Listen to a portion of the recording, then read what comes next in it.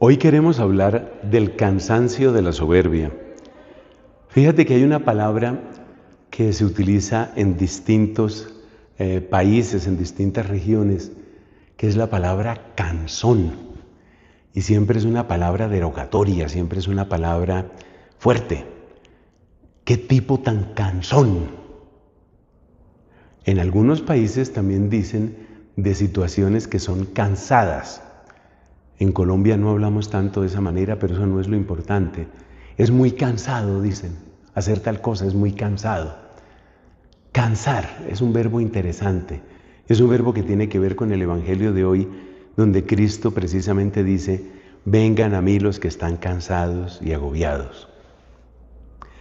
Lo interesante es que Cristo relaciona ese estar cansado, lo relaciona con la soberbia, porque Él dice: aprendan de mí que soy manso y humilde de corazón y encontrarán su descanso. El descanso está en la mansedumbre y en la humildad, donde uno entiende que lo contrario de la mansedumbre, que es la agresividad o la arrogancia incluso, y lo contrario de la humildad, que es la soberbia, son cosas que cansan. Pero aquí viene un dato interesante que yo lo aprendí de Santa Catalina de Siena.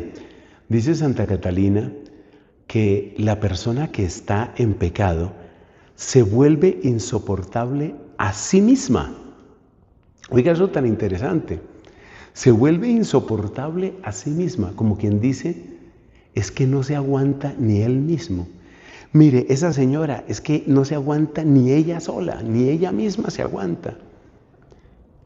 Entonces fíjate cómo sí es posible que uno no solamente canse a otras personas, sino que la manera como uno está viviendo hace que uno mismo se canse, se vuelva insoportable ante los propios ojos. Uno se vuelve insoportable a sí mismo. Uno se vuelve carga para uno mismo y eso agota. ¿Y qué es lo que agota? La agresividad y la soberbia, que son lo contrario de la mansedumbre y la humildad.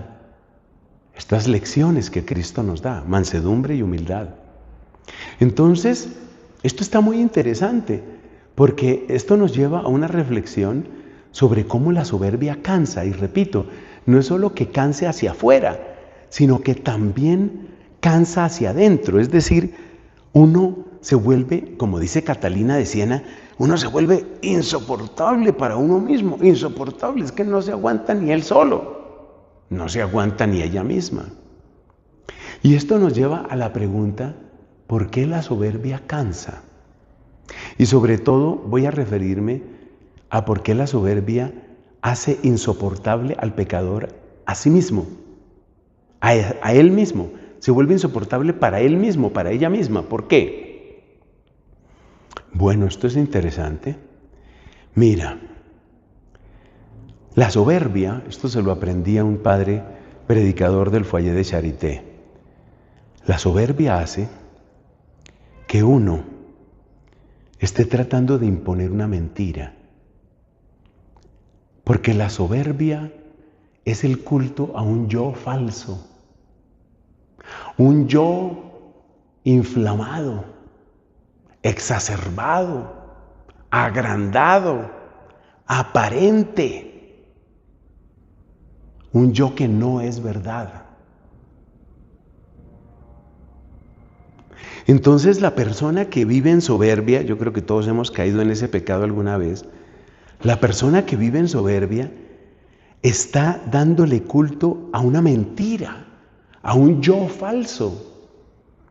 Ese darse tanta importancia a lo que yo pienso, a lo que yo me merezco, a lo que yo voy a alcanzar, a lo que yo logré, porque yo hice y yo. Eso es mentira. Lo que es verdad, en cambio, es que cada uno de nosotros está en deuda.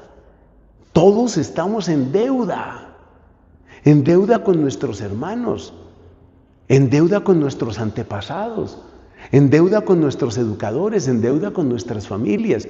Nosotros tenemos muchos agradecimientos por dar. El soberbio no quiere aprender esa lección. El soberbio cree que se hizo solo, que se creó solo y que logró todo solo. Y eso es mentira. Entonces la soberbia supone una mentira. Y eso es lo que cansa de la soberbia. Tratar de mantener ahí esa mentira. Y tratar de mantenerla ante mis propios ojos. Y encima de eso, tratar de imponérsela a los demás. Para que los demás también piensen que yo soy así de importante, así de poderoso, así de inteligente, así de hábil, así de mis mentiras.